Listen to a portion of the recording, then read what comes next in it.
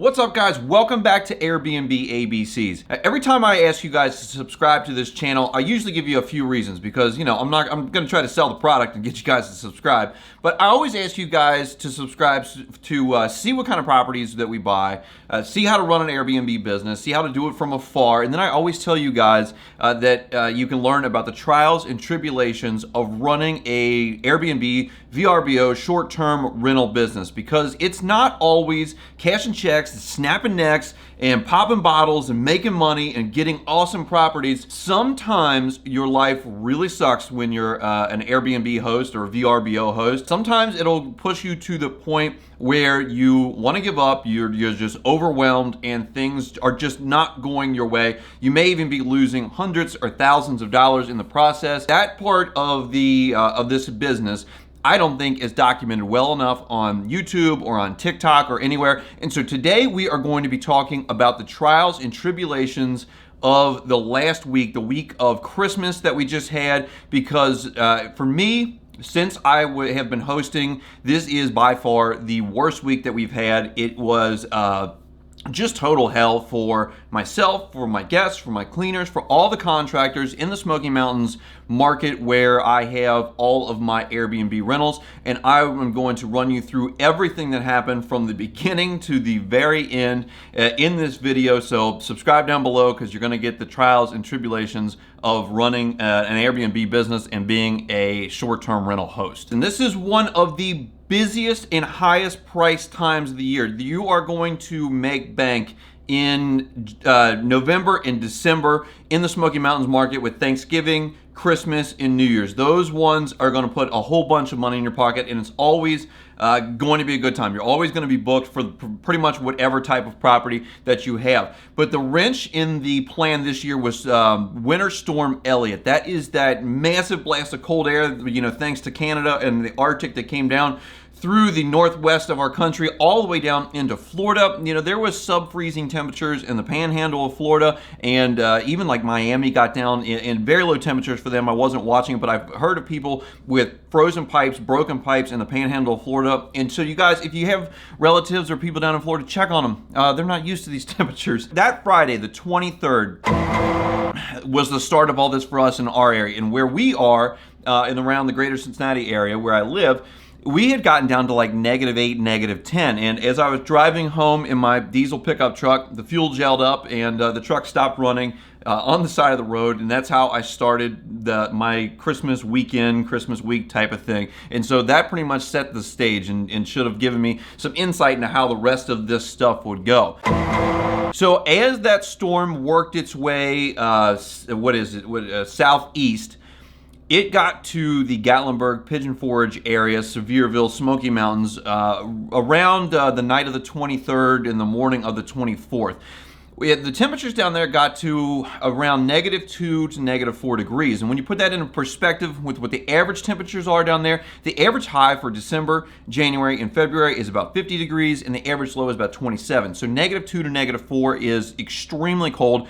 And those houses down there, the cabins, they are not insulated or air sealed very well at all. That is majority a warm part of the country. You're pretty far into the south at that point, and so they're not built to withstand these conditions. As a matter of fact, some of the cabins that we have, the actual log cabins, there have been places where you can look through the wall where the logs come together and they weren't air sealed very well. Insulation on the walls is almost non-existent. If you have a real log cabin like we have for two of ours, it is just logs. There's no insulation, but it's like an 8-inch thick log. And then the ceiling insulation in the attic might only be a 2-inch piece of styrofoam insulation sandwiched between the top of the ceiling and the roof structure itself. So on those days when it was -2 and our heat pumps are just running as hard as they can, the backup heating strips are kicking in and it's just sucking down all this energy, the temperatures in our rentals, of hundreds and maybe even thousands of other rentals, are just plummeting. And even though they might have them set to 75, we could see them get down to 68, 65, 60. One of our cabins got down to 52 degrees before it was able to start recovering when it got a little bit warmer, up to like 9 or 10 degrees the next morning. And luckily for us, we had guests that were fantastic during our Christmas stays. Everyone was very understanding that everything that was going on was far outside of the norm. The Tennessee Valley Authority and the Sevier County Power System were actually instituting rolling blackouts to try to keep the power on for everyone. And so occasionally we would get 15 minutes of blackout. When that would happen, the temperatures in the cabins would end up plummeting back down because they weren't producing heat continuously. And so, we were having these massive problems keeping these places heated. Fortunately, a couple of our cabins have gas fireplaces and wood fireplaces. Those folks were able to keep the heat on, so to speak, with those devices. The one that has the electric fireplace, fortunately, the furnace was able to keep it in the mid 60s, but it really struggled to do so. As that went through, we get to the Christmas day.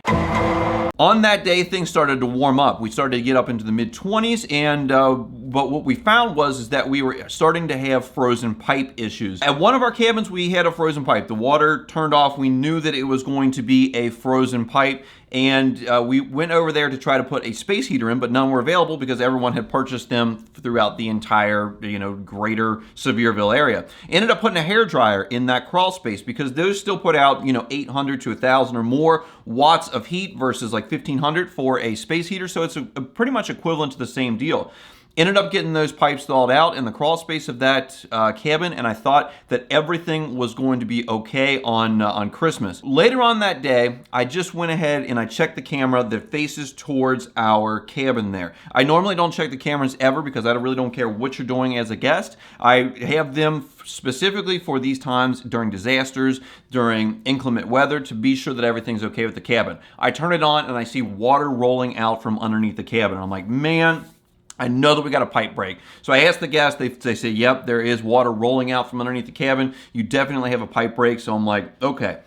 Next thing that I try to do, I try to get a hold of contractors. There are pipes broken all over the entire area. It takes me a couple hours to even get somebody up there to look at the pipe. They said they can't get in there because it's completely flooded. It's muddy everywhere, but they're happy to turn the water off for me. So they turn the water off.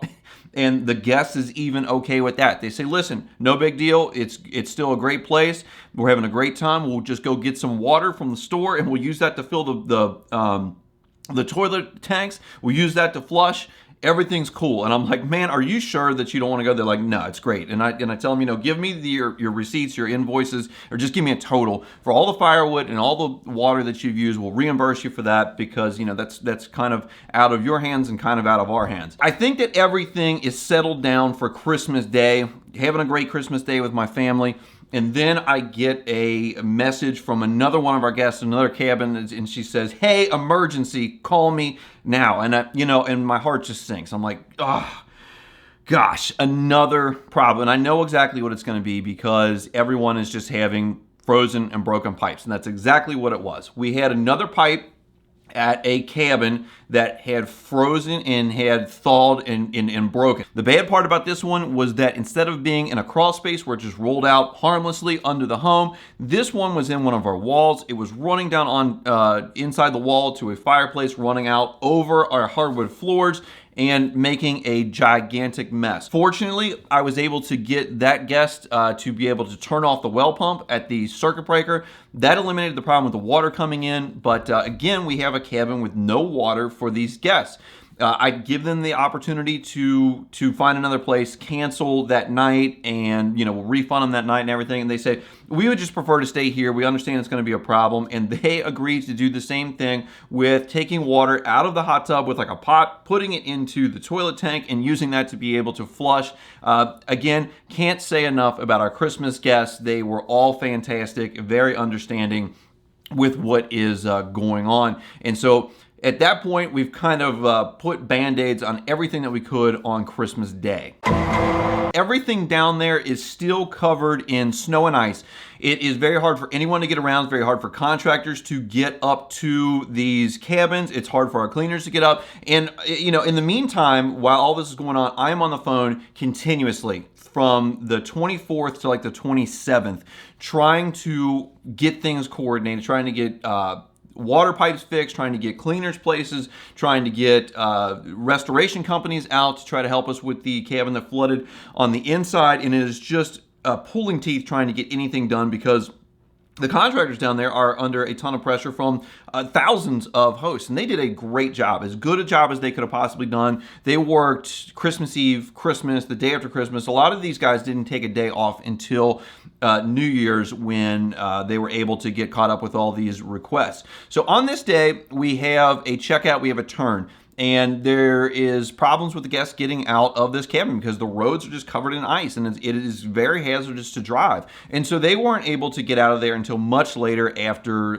their checkout time, which was okay because I want people to be safe. I don't want people to be rushed. I'm not going to ever risk anybody's life or injury to try to make $1 on these cabins. It's just not worth it. Those people got out later on that day. The cleaners just simply could not make it to the cabin. So we told these the incoming guests, and we knew that this was going to happen. We got ahead of it at about 9 a.m. that we are not going to be ready on time, if at all, because of this weather situation. And they were completely not understanding about that. You know, they said it was ridiculous. That how could we have back-to-back reservations, knowing that this could be a possibility? And there was no way we could have known that this was a possibility, a month or so prior when they had made the reservation. I mean, anything's a possibility, really. We get an earthquake, a landslide, anything is a possibility. So it ended up coming down to the time where they were supposed to check in. I said it wasn't ready. They went ahead and went there anyway and got extremely irate with us and were, swearing at me. And just harassing me on the phone call after phone call after phone call, text. Finally, I just said, listen, you have to leave. We do not feel comfortable with this reservation. We cannot do this. And I ended up having Airbnb help us remove these folks from our cabin penalty free because of the way that their behavior was. And so that kind of wrapped up the Christmas Eve, Christmas Day, day after Christmas drama as far as guests were concerned. Now, it took us till about the 26th or the 27th to even be able to get somebody out to the cabin that had the first pipe break in the crawl space to actually repair that and able to get that online for the next guest that was coming in. And we still ended up being about an hour and a half late with their reservation because of these extenuating weather circumstances. It wouldn't be until a couple more days when we ended up having to cancel a reservation for the home that had the pipe burst in the wall, flood inside.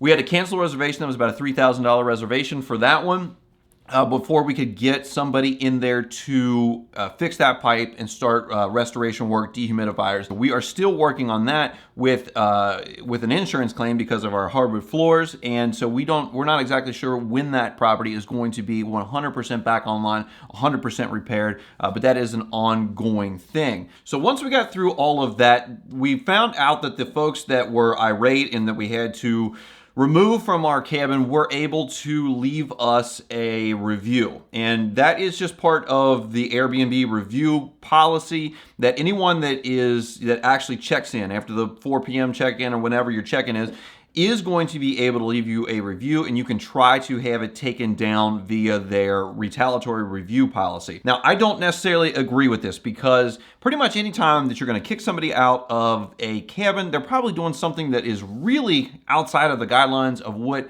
is allowed to go on in cabins. And so if you do kick them out, I can almost guarantee that every one of those people are going to try to leave a retaliation review in order to try to torpedo your rental and, basically just mess with you. And this was, no different than anything else. We had, previous to this, a perfect 5-star rating. They left us a 1-star review on a relatively new listing, and that brought us down to a 4.43 star review. And, in my opinion, I don't think that it's fair that Airbnb lets folks do that, but that is just part of the process. So now that all that is in the past and everything has thawed out, it's now like 60-some degrees down there. It's wild here the first week in January.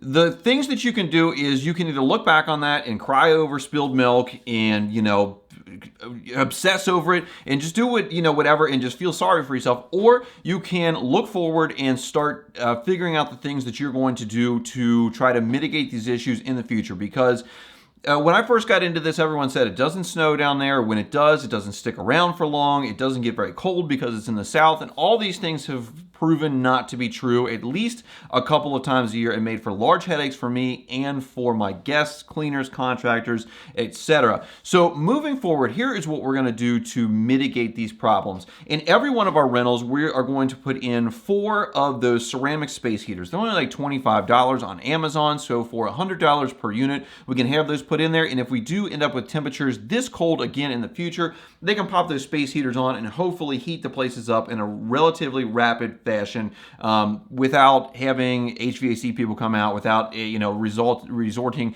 to extreme measures otherwise. We need to really focus on winterizing our properties in a much better fashion. The thing about these being essentially, warm weather homes has really, in my opinion, been a negative thing. We need to do pipe wraps. We need to do more insulation, air sealing, weather stripping, things of that nature that will allow these cabins to much better withstand colder temperatures. Adding insulation to the walls in some cases is not going to be possible, such as in all of our log cabins, and it would probably be not possible in the rest of them just because of the way that the wall construction is. And adding anything to the attic insulation is not going to be possible either because none of these really have an attic. They're all just cathedral ceilings with wood planking, small bits of foam insulation, and then the top of the ceiling. And the biggest thing that I'm going to be doing is probably, if we're looking at an inch or more of snow or ice and it looks like there's going to be cold temperatures, is just getting ahead of it with the guests that are going to be coming in the days or the week or so following that, and just telling them, listen, it's not going to be a good thing, because also the Smoky Mountains does not have great snow removal. They don't have plow trucks going around. They don't have salt trucks because they typically don't get snow that has hung around in the past. Even though I think that they could probably afford to get some salt trucks and stuff with the amount of tourism dollars that are coming in there, but that's the subject of another conversation. But I'm going to tell those folks that we may not be able to have your reservation done on time. We may not be able to have it ready at all because of the conditions, and safety being paramount with this, with our crews and for our guests. And so that they may consider canceling and rebooking at a different time period. And we could do those penalty free. We could refund 100% of their money, because if I made any money this Christmas season after all the reservations, after the cancellations, after paying contractors, cleaners, and all of the other things that we're going to have to pay for to get all these things back up and running, it was not worth the effort during this. It was pretty much constant stress from the 24th to the 27th, lots of unknowns, constantly on the phone. And for this one period of time, I can say that being an Airbnb host during this time period was not worth it. However, don't take that to be what happens the other 362 days a year. Overall, it is still one of the best investments that I've ever made. It has been some of the most money that I've ever made, some of the most wealth that I've ever grown as far as appreciation, cash flow, note pay down, things of that nature. But you guys should just know, before you get into this, that it is not all rainbows and unicorn farts. There are days and weeks that things are difficult. There are difficult guests, but fortunately, that is the exception and not the norm. So guys, hit the links on the screen right now. That's going to tell you all about our business, tell you all about how the cabins that we buy, how we manage them from afar, and the trials and tribulations of running a short-term rental business. Subscribe down below, hit the like button, helps this video out. I appreciate you guys watching today, and appreciate you guys letting me vent to the camera here, and you guys on the other side. I'll see you next time.